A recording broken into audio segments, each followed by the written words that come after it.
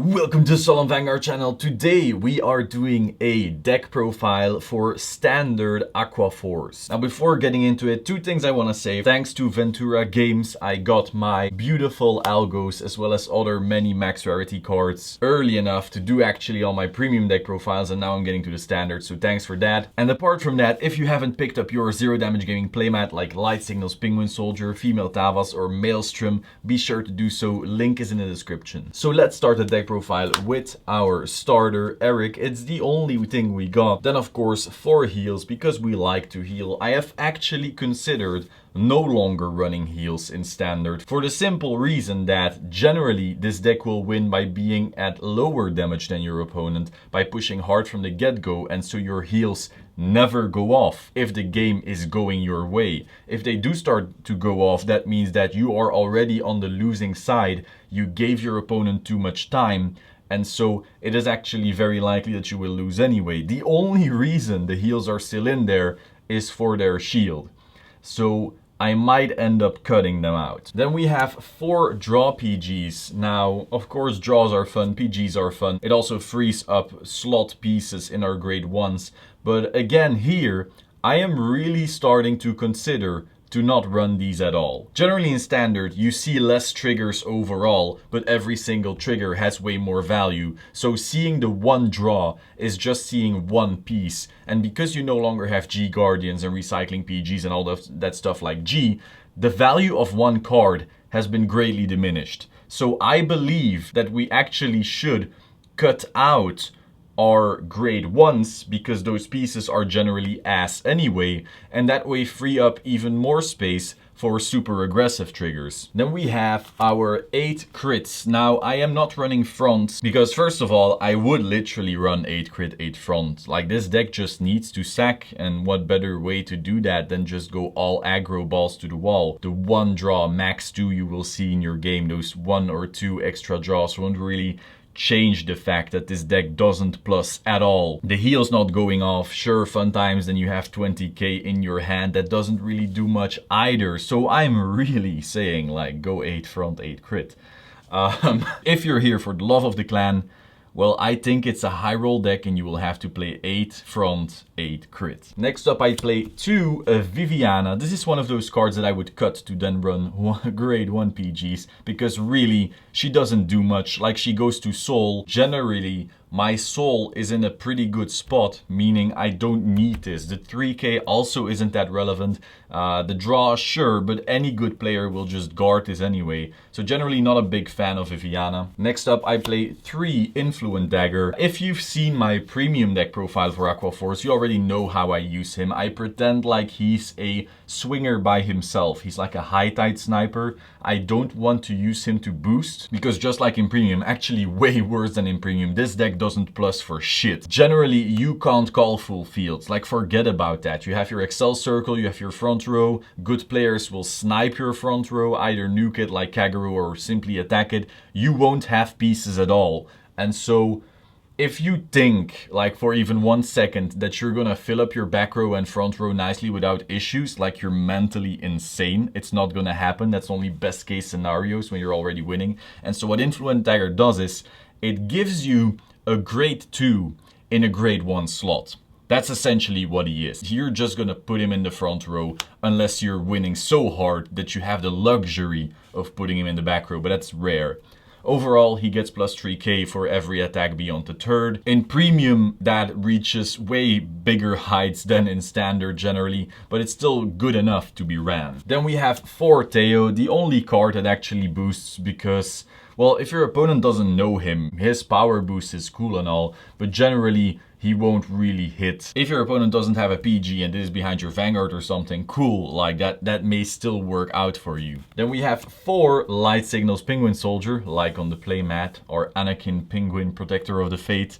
I love this card so much. If you've seen my premium Aqua Force deck profile, you already know why I use him. Just the on-demand counter charge. The fact that he is an Excel Circle Light, basically you use him to give a unit permanently 5k no matter how many times he restands. So he essentially creates half an Excel circle, if you will. That's the TLDR, the short explanation. Just overall an awesome card. Then we have 3 Lazarus in the grade 2 zone. Now, as I said, I don't run any of the big soul users or even big counterblast users apart from the, of course, the title and the algos. So I don't use the trident shooter, I don't use the basil, I don't use that kind of stuff. I think it's handier to just have this beater guy right here. Our other cards use plenty of resources already. And because this deck is so high roll, I kinda thought that the consistency this card brings is more important than the potential of doing crazy combos, even though they're like not that crazy, but like the potential of doing more intricate plays, because generally you're just sitting there with 2 cards in your hand shivering from, are they gonna crit me? So you don't have the luxury to go, oh, I will just basil and I will switch this and trident shooter and blah, blah, blah, blah. That doesn't fucking happen. And I know some people will then say, oh, if you don't see it happening, it's because you're not good enough. No, it's because a good player will punish you so damn hard that you can't do shit. So the only way that in Aqua Force Standard you pull off some really intricate big plays is because your opponent lets you or you got really lucky. And if your opponent lets you, well, yeah, fun, okay, you got your win, but that's not gonna win you tournaments. And if you got really lucky, well, again, good job, like have fun. It's a high roll deck, like I said. Like if it goes well, it can go really well, but if it doesn't, you're probably gonna lose. So I think Lazarus is like the more consistent, safe option inside a deck that is extremely high roll already. Then we've got our Algos. Algos is just a really great friend. Again, I have this one on full art. I don't want to go full art because I don't want to max my Aqua Force deck in Standard. We don't really have like the opportunity to max much anyway, so why would I be spending like 150 more just to max a deck that, first of all, it's not gonna win much, and second of all, like won't be even close to maxed out anyway. Like in premium, my whole deck is almost blinged out, and here I just can't. So Algos is basically one of our best attack extenders. You put him on an Excel circle, you get your double swing in together with Navalgazer, like that's all you need. That's the...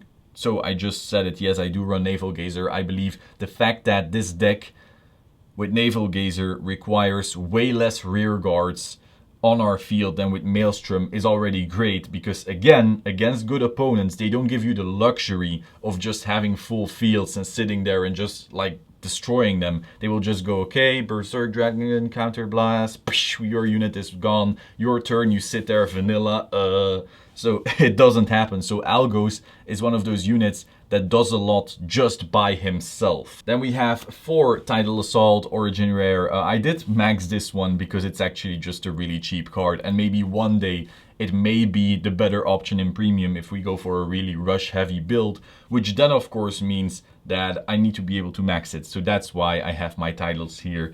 Then again, with that reason, I may as well go for these, but they're so expensive. This one was so cheap, oh well. So Tidal Assault is kind of the same reasoning as with Algos right here. Him on an Excel circle by himself already creates the attack patterns you need for Navalgazer to work, and so you don't need to call full fields to do something, whereas with Maelstrom, you're way more inclined to overextend. And so really, like, again, Standard, follow the rarity. This is the higher rarity card. Algos is the higher rarity card, well, the big card from the trial deck. So you run 4 of them because they're just better than all the other common jank they printed. Next up, the boss monster. You heard it right. I run 4 Navalgazer. I don't believe in Maelstrom. Like, I get that he does pressure and stuff, fun times, but overall, this is the only way you're gonna get attacks off against good players who actually deplete your resources, who actually guard well. And so because of that, I prefer Navalgazer. Apart from that, he goes to 22, meaning he's a bit harder to guard, and since we're running so many damn crits,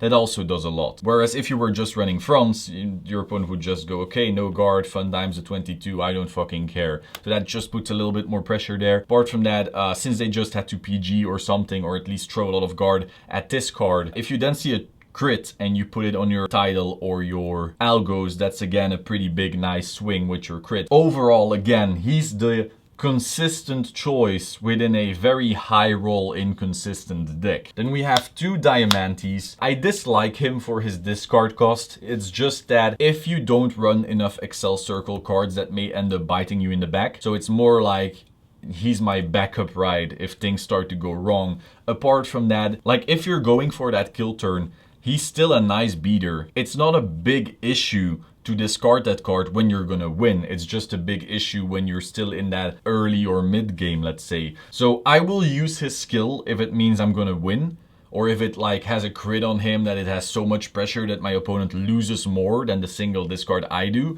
But generally, I dislike him. Finally, we have 3 more slots for the only card that makes us maybe a little bit good. And that is Riptide Dragon. Now, a lot of people will say, oh no, it's awful when you need to ride him. I know, that's why I run the 4 Navals and the 2 Diamantes. Again, this is a high roll deck. If you're not gonna run him for the fear of having to ride him, that means that you're making the choice to have a more consistent deck. But when you roll high, you still don't roll high enough. They're just decent. The thing is, you are relying on him to win when things go good. If you are getting pieces and you see a Riptide, you may just win. Putting the crit on him after your Vanguard swing, or just having him there and the crit on something else, like just him existing on your board when you do get pieces, you may win. But if things go well, you saw pieces but you don't have a Riptide, you may still lose. So yes, he's an inconsistent choice in an inconsistent deck, but he is the only card that could make this deck win here and there. And again, in my other choices like Lazarus and Navalgazer, I'm already choosing the consistency over the I have all my pieces and everything goes great, therefore I can do a little combo here and there and maybe win. I'm already picking the I'll tone it down a bit so I can pull this off consistently. So I believe that this kind of balances that out. Riptide is the only good card Aqua Force has received in Standard, maybe apart from Algos. So use him. So that is basically all for today. Hope you find this interesting. Hope you didn't think that I'm too doom and gloom. I'm just really trying to be objective and honest. I hope that this video basically gives you perspective rather than false dreams and ideas. Like the video if you liked the video. Let me know your thoughts in the comments down below and I will see you soon. Ciao.